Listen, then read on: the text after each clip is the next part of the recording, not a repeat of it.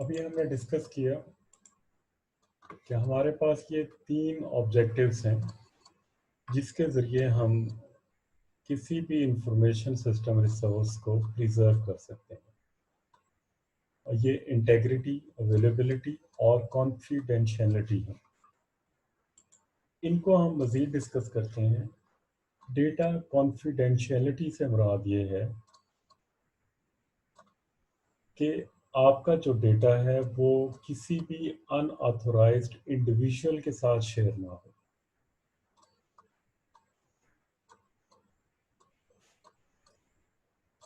इससे मुराद ये भी हो सकती है जिस तरह अमेरिका में जो स्टूडेंट ग्रेड्स हैं उनको कॉन्फिडेंशियल कंसिडर किया जाता है। लाइक एक स्टूडेंट के ग्रेड्स हैं तो वो सिर्फ स्टूडेंट और उसके पेरेंट्स को डिस्क्लोज किए जाएं।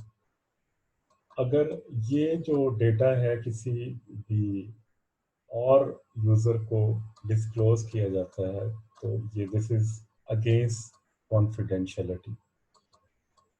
तो ये एक एग्जांपल है कि डेटा जो है वो कॉन्फिडेंशियल होना चाहिए।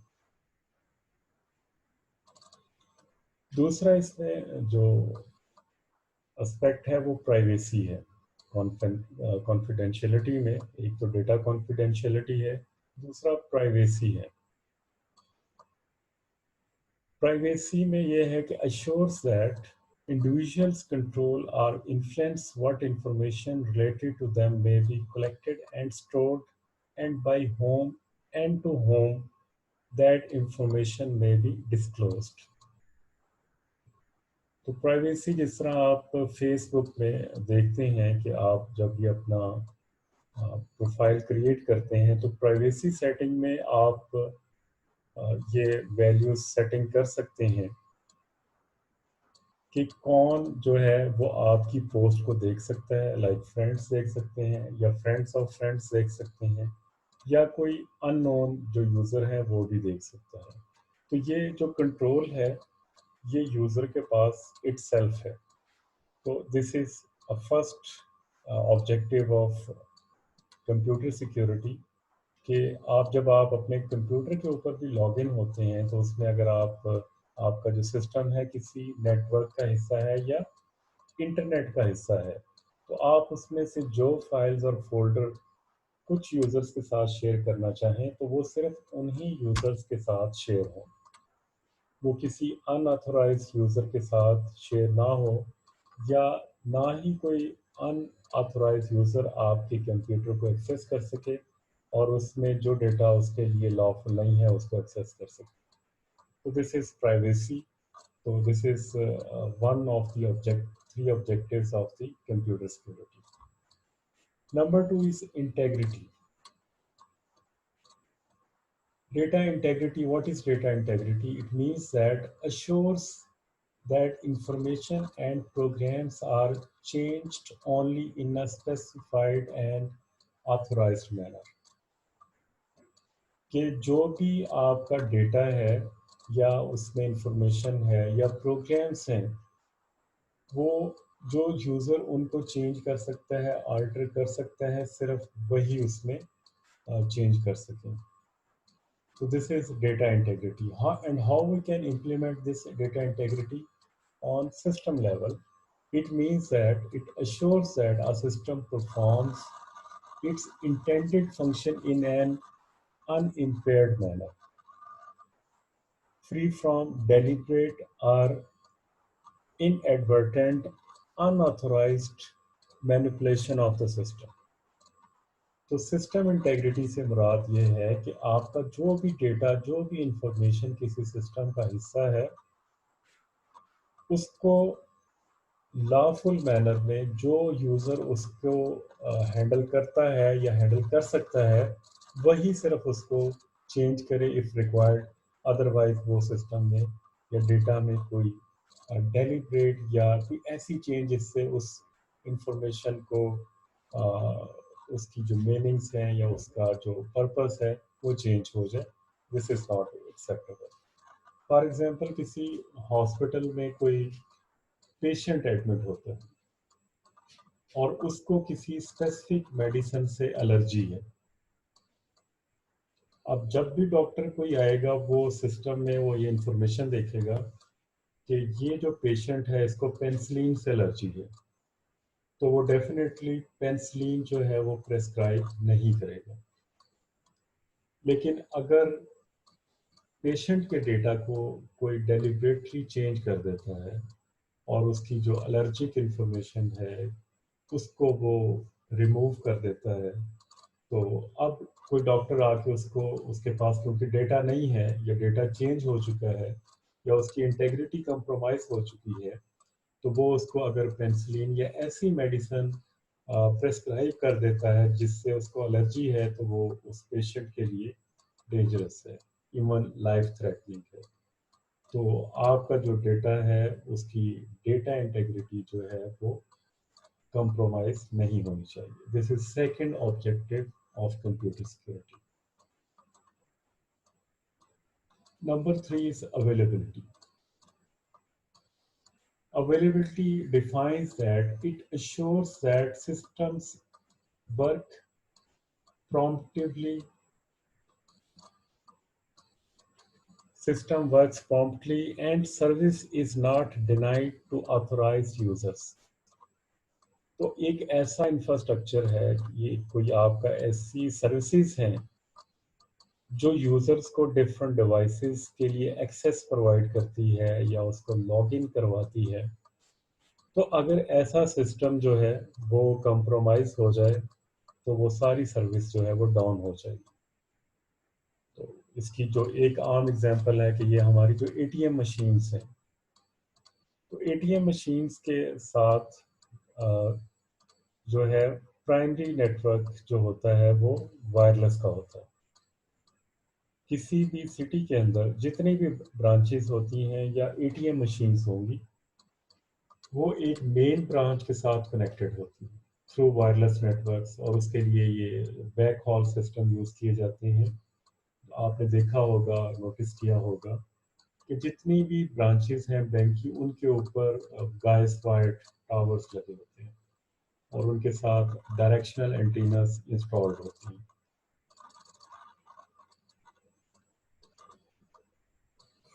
तो ये डायरेक्शनल एंटीनास कम्युनिकेशन इस्टेब्लिश कर रहे होते हैं between the branch and the main bank, और फिर जो मेन बैंक है वो through fibre optic and satellite system जो उनकी सेंट्रलाइज ब्रांच कराची या लाहौर में है उसके साथ कनेक्ट होती है। तो जब भी कोई यूज़र एटीएम में कार्ड स्वैप इन करता है तो उसके बाद उसमें अथेंटिकेट होना होता है। अथेंटिकेशन के लिए वो उसमें पिन कोड डालेगा, और ये जो पिन कोड इंफॉर्मेशन है वो सेंट्रल ब्रांच में मौजूद होती है, ना कि उस एटीएम में, ना उस लोकल ब्रांच में। तो उस ब्रांच का ऑनलाइन होना ज़रूरी है अपनी सेंट्रल ब्रांच के साथ। अगर वो उसके साथ कनेक्टेड नहीं है तो उसका जो फर्स्ट नेटवर्क होगा वो वायरलेस है। अगर वो डाउन हो जाता है इंटरफेरेंस की वजह से, इलेक्ट्रिसिटी आउटेज की वजह से, या उसकी अलाइनमेंट आउट हो जाती है, तो वो उसका जो फर्स्ट नेटवर्क है वो कंप्रोमाइज हो गया है, तो अब वो वायरलेस से कनेक्ट नहीं है। तो सेकंड लेवल के ऊपर उसका जो नेटवर्क है वो फाइबर ऑप्टिक होता है। तो अगर वायरलेस डाउन है तो फाइबर ऑप्टिक से, अगर फाइबर ऑप्टिक भी किसी वजह से कट गई है तो फिर जो थर्ड बैकअप वो डीएसएल, आईएसडीएन वगैरह पे होते हैं। अगर वो भी अवेलेबल नहीं है तो आपकी जो वो एटीएम मशीन है या वो स्पेसिफिक ब्रांच है वो डाउन है, और वहाँ पे जो यूज़र हैं, एटीएम यूज़र हैं या कोई और ट्रांजैक्शन के यूज़र हैं, वो वहाँ पे कोई भी सर्विस जो है वो नहीं ले सकते। ना तो उसमें से वो कैश विड्रॉल कर सकते हैं, ना कोई और जो सेंट्रल बैंक से कनेक्टेड ऐसा काम है वो नहीं कर सकते। तो ये अवेलेबिलिटी भी बहुत क्रिटिकल है, स्पेसिफिकली इस तरह के सिनेरियोज में जिसमें आपकी ट्रांजैक्शंस या आपका जो नेक्स्ट एक्शन है वो बेस करता है आपकी उस रिसोर्स की अवेलेबिलिटी के ऊपर। तो ये थर्ड ऑब्जेक्टिव है कि जो आपका कंप्यूटर नेटवर्क है या सर्विसेज हैं वो अवेलेबल हों। सर्विसेज से मुराद ये है कि लाइक अगर आपका सिस्टम एक वेब सर्वर है और उसमें जो वेब सर्विस है, जो एचटीटीपी प्रोटोकॉल है, वो कोई डिसेबल कर देता है डेलिबरेटली, या कोई ब्रीच होती है वो उसको सस्पेंड कर देता है, तो तब भी आपका जो वेब सर्वर है वो सर्विसेज प्रोवाइड नहीं कर सकता। तो ऐसा कोई भी system, even it is hardware, जिस तरह मैंने एग्जांपल दी, टेलीकम्युनिकेशन इंफ्रास्ट्रक्चर है, आपका नेटवर्क इंफ्रास्ट्रक्चर है, या इवन सर्विसेज हैं जो आपके सिस्टम पे इंस्टॉल्ड हैं, वो भी कंप्रोमाइज़ होती हैं, तो तब भी आपका जो नेटवर्क है वो, या उसकी जो सिक्योरिटी है वो वायलेट होगी। तो ये 3 प्राइमरी ऑब्जेक्टिव हैं किसी भी कंप्यूटर और नेटवर्क सिक्योरिटी की, जिनको मीट करना सिक्योरिटी प्रोफेशनल का एक काम है। इसमें कोई क्वेश्चन है किसी को अब तक?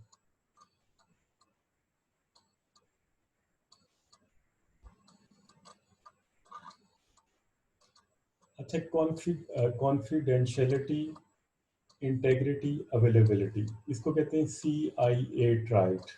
इसके अलावा भी 2 और ऑब्जेक्टिव हैं जिनको कंसीडर किया जाता है कि they are also essential for maintaining computer security, and those are accountability and authenticity. Authenticity से क्या मुराद है? The property of being genuine and being able to be verified and trusted, confidence in the validity of the transmission a message or message originator. This means verifying that users are who they say they are, and that each input arriving at the system came from a trusted source. तो authenticity का मतलब है कि जो भी data किसी user से आ रहा है, you must be confident that कि ये वाकई ही डेटा उसी यूज़र से ओरिजिनेट हो रहा है जो यूज़र इंटेंडेड है कि वो डेटा सेंड करेगा। लाइक अगर किसी कंप्यूटर में डेटा यूज़र ए से आना है तो वो इन रियलिटी यूज़र ए से ही आए। ऐसा ना हो कि बीच में कोई इंटरसेप्ट करके आपके नेटवर्क में और अपने आप को यूज़र ए शो करके आपके सिस्टम में ऑथेंटिकेट हो जाए और उसमें जो भी रिसोर्सेज हैं उसको एक्सेस कर सके। तो ये ऑथेंटिसिटी जो है, this is the fourth objective, जो समझा जाता है कि this is the part of triad CIA triad का जो एडिशंस हैं, ये 2 हैं, ऑथेंटिसिटी एंड अकाउंटेबिलिटी। तो ऑथेंटिसिटी का मतलब है being genuine and being able to be verified and trusted, कि जो डेटा सेंड हो रहा है, जो रिसीव हो रहा है, वो जेन्युइन हो और उसी यूज़र से रिसीव हो रहा है जो इंटेंडेड है, या जो user in real is required to send and receive data. Number 5th है जो वो है accountability, the security goal that generates the requirement for actions of an entity to be traced uniquely to that entity. This supports non-repudiation.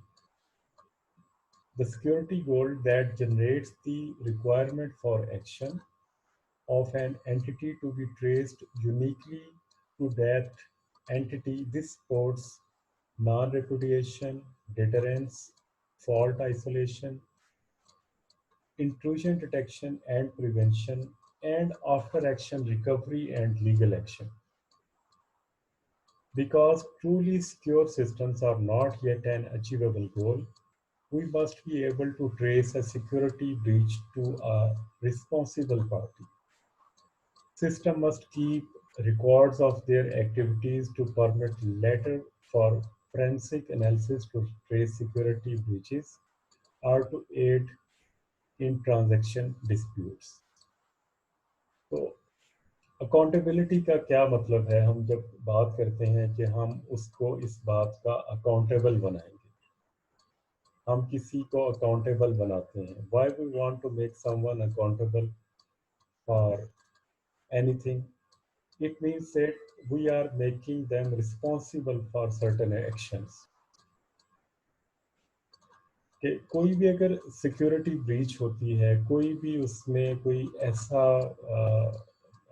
Action होता है, जिस तरह हमने example दी थी कि स्टॉक एक्सचेंज के अंदर कोई अगर कस्टमर कोई ट्रांजैक्शन डिटेल स्टॉक ब्रोकर को सेंड करता है और बाद में कहता है कि ये मैसेज मैंने सेंड नहीं किया, तो there should be a mechanism, there should be accountability जो इस बात को इंश्योर करे कि जो मैसेज आया है वो वाकई ही उस यूज़र से आया है, ताकि बाद में वो इस बात को डिनाई ना कर सके कि ये मैसेज मैंने सेंड नहीं किया। तो उसके लिए डिफरेंट मैकेनिज्म है जो अकाउंटेबिलिटी को इंश्योर करते हैं, और उसको उसके हवाले से हमारे पास वो प्रूवन ट्रेसेबिलिटी होती है, जिसके ज़रिए हम इंश्योर करते हैं कि जो डेटा कहाँ से आया है और उसका इंटेंडेड यूज़र कौन था। और ये जो मैकेनिज़म्स होते हैं ये बाद में फिर फोरेंसिक एनालिसिस के लिए यूज़ होते हैं, ताकि अगर कोई सिक्योरिटी ब्रीच आई है तो उसमें कोई भी ट्रांजैक्शन डिस्प्यूट को सॉल्व किया जा सके। फोरेंसिक एनालिसिस क्या होते हैं? ये साइंटिफिक मेथड्स होते हैं जिसके ज़रिए हम किसी भी इलेक्ट्रॉनिक डिस्प्यूट को सॉल्व कर सकते हैं। ये तो अभी तक हमने जो देखा है कि हमारे पास हमने देखा डेफिनेशन क्या है नेटवर्क सिक्योरिटी, उसके अंदर जो CIA ट्राइड है, कॉन्फिडेंशियलिटी, इंटेग्रिटी एंड अवेलेबिलिटी को हमने डिस्कस किया, और उसके बाद हमने अकाउंटेबिलिटी और ऑथेंटिसिटी को भी डिटेल में देखा कि ये क्या होती है।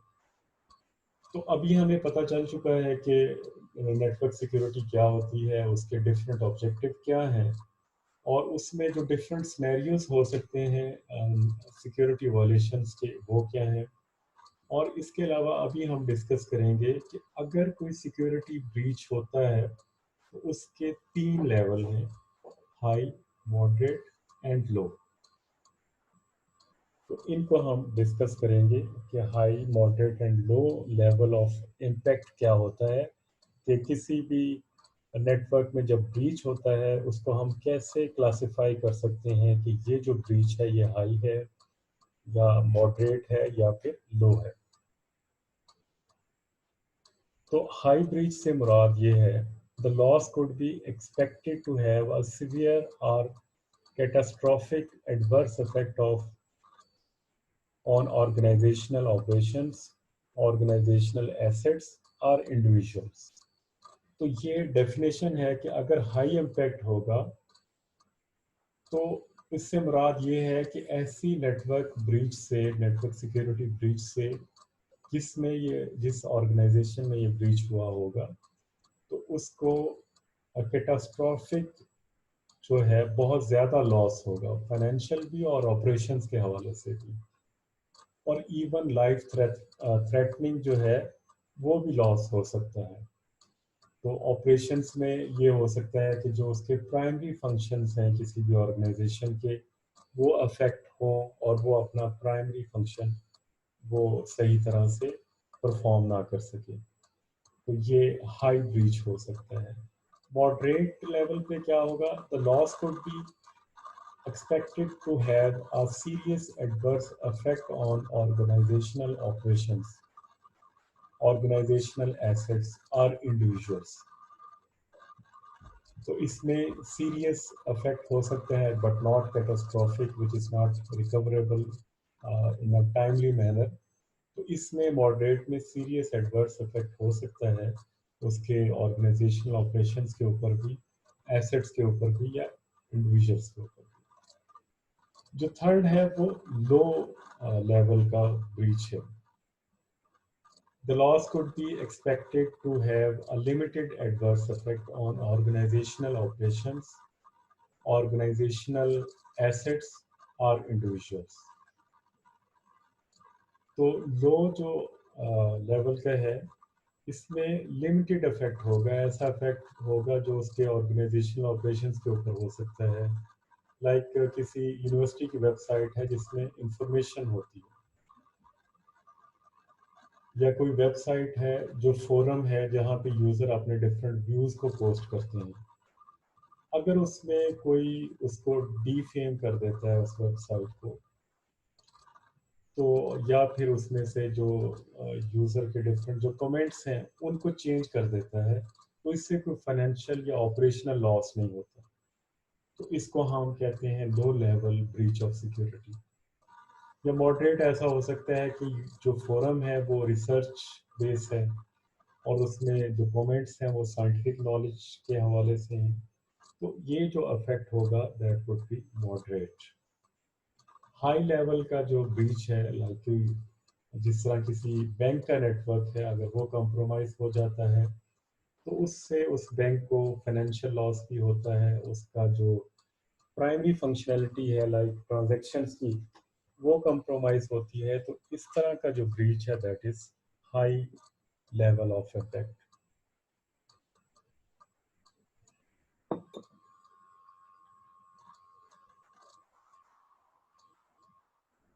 अब डिफरेंट एग्जांपल्स देखते हैं। अभी हमने डिस्कस किया कि जो डिफरेंट लेवल्स ऑफ थ्रेट्स होते हैं, उसमें सबसे पहले है लो।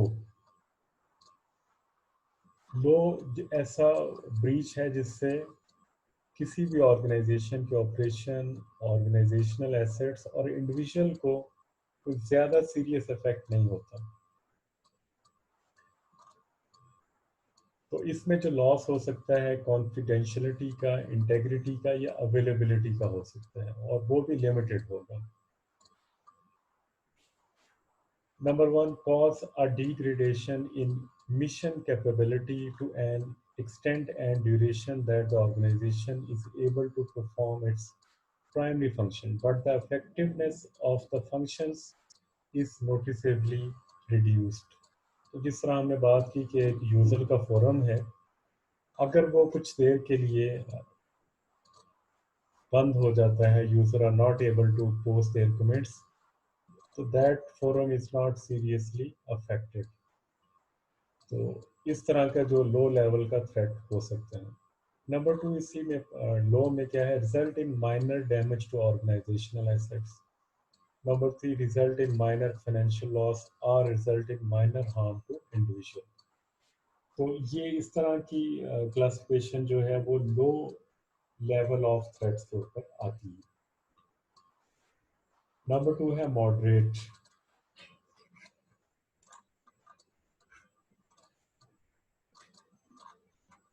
The loss could be expected to have a serious adverse effect on organizational operation, organizational assets, or individual. So this level is a bit high to a low level of threat. A serious adverse effect means that, for example, the loss might cause a significant degradation in mission capability to an extent and duration that the organization is able to perform its primary function, but the effectiveness of the function is significantly reduced. तो जिस तरह मैंने बात की थी banking infrastructure की, तो उसमें अगर उसका वायरलेस और फाइबर ऑप्टिक नेटवर्क वो डाउन हो जाता है और वो ISDN या DSL के ऊपर शिफ्ट हो जाता है उसका नेटवर्क, तो bank is able to perform its function, but उसकी जो स्पीड है वो बहुत लो हो जाएगी और वो बहुत ही अनोइंग स्पीड के ऊपर ट्रांजैक्शन करेगा। तो इस तरह के जो ब्रीच को हम मॉडरेट कहेंगे। तो अब इसमें जो ऑर्गेनाइजेशनल एसेट्स जो थे, वो जो वायरलेस नेटवर्क्स हैं या फाइबर ऑप्टिक है, वो डैमेज हुई, that is damage to organisational assets. और फाइनेंशियल लॉस इसका इसमें है कि number of transactions are with hold. बहुत सी जो ट्रांजैक्शंस हैं वो नहीं हो सकती, वो डिलेड हैं, तो ये भी एक फाइनेंशियल लॉस होता है किसी भी बैंक के लिए।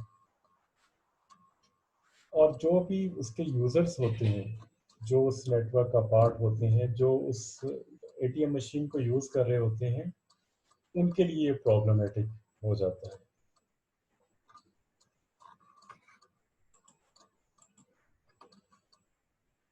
नंबर थ्री जो है वो हाई लेवल ऑफ ब्रीच है। हाई लेवल ऑफ ब्रीच इसके जो आपकी ऑर्गेनाइजेशन है उसके जो ऑपरेशंस हैं, उसके जो एसेट्स हैं, या उसमें जो जितने भी इंडिविजुअल्स हैं, दे आर ऑल अफेक्टेड। अब इसमें लॉस क्या हो सकता है, उसी बैंक के एग्जांपल पे आते हैं कि अब जो आईएसटीएन या डीएसएल नेटवर्क है वो भी अवेलेबल नहीं है।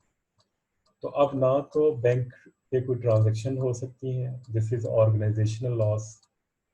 अब जितने भी उसके इंफ्रास्ट्रक्चर जो डैमेज हुआ है, लाइक उसका फिजिकल नेटवर्क है, उसका फाइबर ऑप्टिक नेटवर्क है, या उससे जो भी उसको रेवेन्यू जनरेट हो रहा है, that is also a loss which is financial and organizational assets. और जो उसमें इंडिविजुअल्स हैं जो ट्रांजैक्शंस कर रहे हैं, they are not able to make a single transaction. तो this is a serious and adverse effect. तो इस तरह का जो ब्रीच होगा वो जो है वो हाई लेवल इम्पैक्ट का होगा। ये एग्जांपल्स हैं, ये हम पहले भी डिस्कस कर चुके हैं। एग्जांपल्स ऑफ सिक्योरिटी रिक्वायरमेंटल, ये student grade information is an asset whose confidentiality is considered to be highly important by student. अगर कोई ऑर्गेनाइजेशन, स्कूल, यूनिवर्सिटी उसके ग्रेड्स को डिस्क्लोज करती है टू एनीवन, तो this is breach in confidentiality. और ये जो एक एक्ट है, FERPA, family educational rights and privacy, वो इसको रेगुलेट करता है कि ये इस तरह की इंफॉर्मेशन जो है वो डिस्क्लोज ना हो। नेक्स्ट है इंटेग्रिटी। पेशेंट इंफॉर्मेशन जो किसी डेटाबेस में स्टोर है, उसमें अगर इनएक्यूरेट इंफॉर्मेशन होगी तो वो लाइफ थ्रेटनिंग हो सकती है। तो अगर कोई वेबसाइट है जो किसी स्पेसिफिक टास्क के ऊपर है, स्पेसिफिक टॉपिक के ऊपर है, उसमें जो रजिस्टर्ड यूजर्स हैं वो डिस्कशन करते हैं, तो अगर उसमें कोई ब्रीच आता है, that is a moderate level of integrity. Example of low integrity requirement is an anonymous online pool. तो अगर कोई अनोनिमस पोल है जिसके ऊपर यूजर डिफरेंट कमेंट्स करते हैं, अगर वो कॉम्प्रोमाइज होता है, उसमें कमेंट्स चेंज होते हैं, this is low level of integrity loss.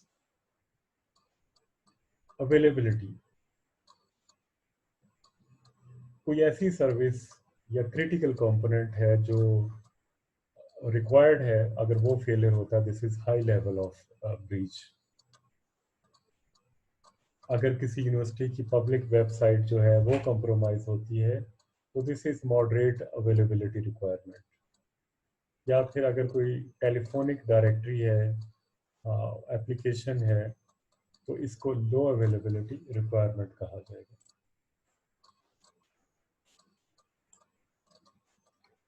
Computer security challenge, तो ये डिफरेंट चैलेंजेस हैं जब भी आप कंप्यूटर सिक्योरिटी को इम्प्लीमेंट करेंगे किसी ऑर्गेनाइजेशन में, नेटवर्क में, तो उसमें क्या चैलेंजेस आ सकते हैं। First of all, security is not simple. You have to take care certain threats, and you have to forecast certain breaches. आपने जो अभी आपके पास अवेलेबल नेटवर्क है उसमें जो डिफरेंट वॉलेशंस हो सकती हैं उनको भी आपने देखना है, और जो उसमें पॉसिबल ब्रीचेस हो सकती हैं उनको भी आपने कंसिडर करना है। और इसमें जो पोटेंशियल अटैक्स हो सकते हैं आपके नेटवर्क के ऊपर, उनको कंसिडर करना है। और इसमें जो भी प्रोसीजर यूज़ होते हैं जिसके ज़रिए आप डिफरेंट सर्विसेज प्रोवाइड कर सकते हैं, उनको भी आपने रेगुलेट करना होता है।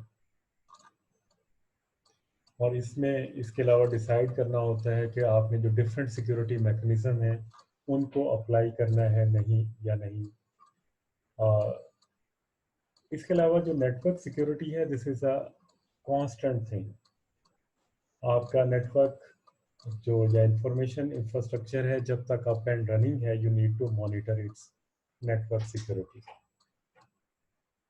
और बहुत से जो थ्रेट्स हैं वो जब अकर होते हैं, तो तब उसका आइडिया होता है कि ये थ्रेट जो है वो हो सकता था, ये सिक्योरिटी ब्रीच जो है वो हो सकती थी। तो इस वजह से उसको पहले से फोरकास्ट करना होता है कि इसमें ये सिक्योरिटी ब्रीच हो सकती है।